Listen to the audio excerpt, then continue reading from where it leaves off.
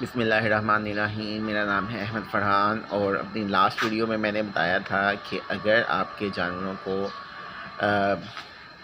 बैरूनी करम जौन से हैं वो लग जाएं तो आप अपने जानवरों को किस तरह से महफूज रख सकते हैं, क्या क्या तदाबीर इख्तियार कर सकते हैं और कौन कौन सी दवाइयाँ हैं जो इस चीज़ के लिए इफ़ेक्टिव हैं। अब उसी का ही सेकंड पार्ट कि जानवरों को अगर अंदरूनी करम लग जाएं तो फिर आप क्या करें। उर्दू ज़बान में जो आपके पैरासाइट्स हैं या तो फैलिए हैं उनको करम भी कहा जाता है, इसलिए मैं करम का वर्ड भी यूज़ कर रहा हूँ ताकि तमाम लोगों को समझ आ सके कि मैं क्या कहना चाह रहा हूँ। जानवरों के जो अंदरूनी पैरासाइट्स होते हैं वो जब जानवर खाना खाते हैं और बीट करते हैं तो बीट के अंदर आपको समटाइम्स हरकत सी नज़र आती है, तो उससे आपको आइडिया होता है कि जानवरों को जो है इंटरनल पैरासाइट्स जो से हैं या अंदरूनी जो तफैलिए हैं उन्होंने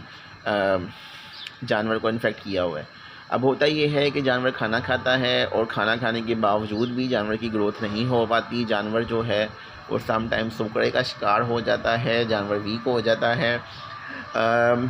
ये अपने आप में एक बड़ी अजीब सी बात होती है कि जानवर खाना भी खा रहा है लेकिन फिर भी जो सा है तंदुरुस्त नहीं हो पा रहा और कमज़ोर होता जा रहा है। और ये जो पैरासाइट्स हैं ये डेफ़िनेटली जब इनकी क्वांटिटी एक हद से बढ़ती है तो फिर ये आपको जानवरों की फीसेस में नज़र भी आने लग पड़ते हैं। अब अगर जानवरों को इंटरनल पैरासाइट्स लगते हैं तो इनका मोड ऑफ़ ट्रांसमिशन क्या है, ये कैसे जानवरों के अंदर ट्रांसफ़र होते हैं। तो याद रखिए मैंने आपको बताया था कि जानवरों को हमेशा हम बैलेंस डाइट देते हैं और उसके अंदर लीफ़ी ग्रीन वेजिटेबल्स भी होती हैं। और लीफ़ी ग्रीन वेजिटेबल्स यानी कि पालक या स्पिनच, अगर आप या अगर मतलब पालक आप यूज़ करा रहे हैं या कोई भी और सब्ज़ी दे रहे हैं तो ये जो पैरासाइट्स हैं इनके अंडे या ये पैरासाइट्स जो हैं ये उन वेजिटेबल्स के साथ लगे होते हैं। हम लोग जितनी भी वॉशिंग कर लें लेकिन अक्सर जो है हम लापरवाही कर जाते हैं और ये जो हैं पैरासाइट्स ये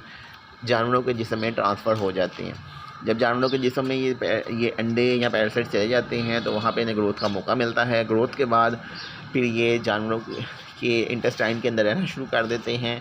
और इंटेस्टाइन में रहने के साथ साथ ये जानवर की जो खुराक की जो इंटेक आ रहे हैं उसमें से ये जानवर को जो सा है इन्फेक्ट करने लग पड़ते हैं। तो अब अगर बिलफर्स्ट ट्रांसफ़र हो गया है तो अब इसका इलाज, अगर आप इसका देसी इलाज चाहते हैं तो जो सबसे अच्छी और इफ़ेक्टिव ट्रीटमेंट है वो तो ये है कि आप अपने जानवरों को मिर्चों का इस्तेमाल लाजमी कराएं। हमारे कुछ दोस्त हैं जो ये जिनकी मैं वीडियोस देखता हूँ और वो रिकमेंड करते हैं कि आप जानवरों को जो है वो मिर्चों का पानी पिलाएं। डेफ़िनेटली आप जानवर को एक ख़ास क्वांटिटी के अंदर मिर्चों का पानी भी पिला सकते हैं। दूसरा तरीक़ाकार ये है कि जब जानवरों को आप सलाद या सब्ज़ पत्तों वाली कोई भी चीज़ दें या बिलफ़र्ज़ आप उनको टमाटर काट कर दें तो आप कोशिश करें कि आप जानवरों को जो सा है मिर्चों के बीज या मिर्चें भी खिलाएँ। सब्ज़ मिर्च हो या लाल मिर्च हो, ये इसका काम ये होता है कि ये जानवरों की डाइजेशन को तेज़ कर देती है और जब जानवरों की डाइजेशन तेज़ होती है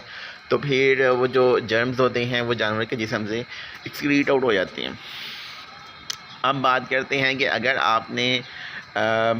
वेटनरी जो फार्मास्यूटिकल मेडिसिन है वो इस्तेमाल करनी है तो उसके लिए आपको पता है कि हम बच्चों के अंदर जो है अल्बेंडाज़ोल यूज़ कराते हैं।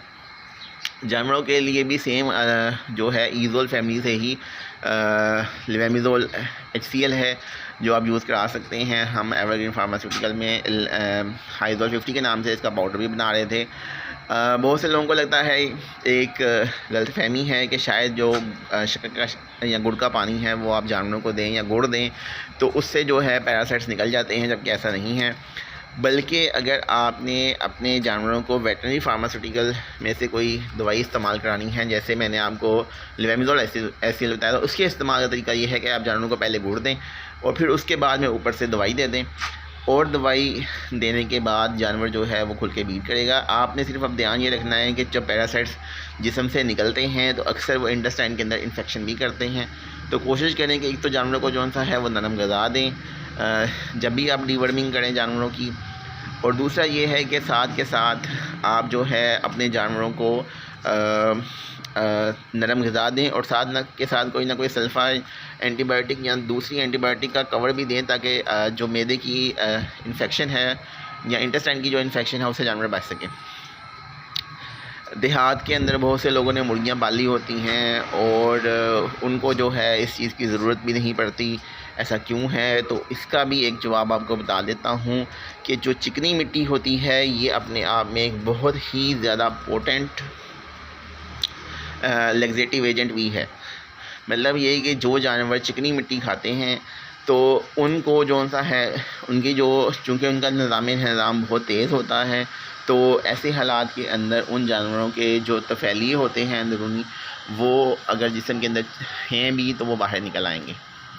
तो ये वो बातें हैं जिनका जानना आपके लिए ज़रूरी है। मैंने आपको बताया कि बहुत से लोग देहात में रहते हैं, बहुत से लोग शहरों में रहते हैं, शौक़ सबका होता है। अब जैसे बिलफ़र्ज़ मैं हूँ तो मैं अब लाहौर के अंदर रह रहा हूँ। यहाँ पे जो चीज़ मेरे लिए आसानी से अवेलेबल है वो ये है कि मुझे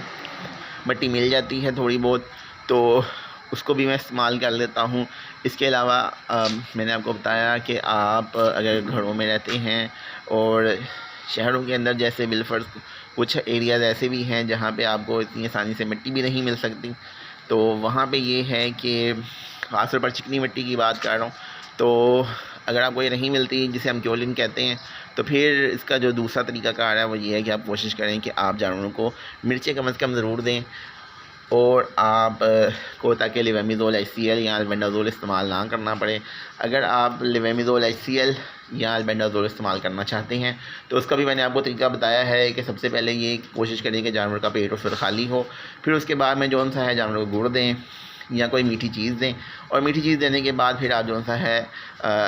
लेवेमिज़ोल का पानी जौन सा है वो परिंदे को पिला दें। जब परिंदा लेवेमिज़ोल HCl का पानी पिएगा तो उसके बाद में आपने कोशिश ये करनी है कि प्लीज़ कोई ना कोई एंटीबायोटिक का कवर दें और साथ के साथ जानवर को 1 से 2 दिन के लिए नरम ग़िज़ा दें, ताकि जानवर जो है उसका जो मैदे के जो ज़ख़म हैं अगर वो हुए हैं तो वो तब तक ठीक हो गए हों। तो उम्मीद करता हूँ कि ये वीडियो भी आपके लिए इन्फॉर्मेटिव होगी, क्योंकि इसके अंदर मैंने कोशिश की है कि तमाम एस्पेक्ट्स को कवर किया जा सके। वो तमाम छोटे छोटे टोटके जो आप घरों में इस्तेमाल किए जा सकते हैं उनको भी एक ही वीडियो में डिस्क्राइब किया जा सके और आप लोगों की रहनुमाई की जा सके। बहुत बहुत शुक्रिया, दुआओं में याद रखिएगा। अल्लाह हाफ़िज़।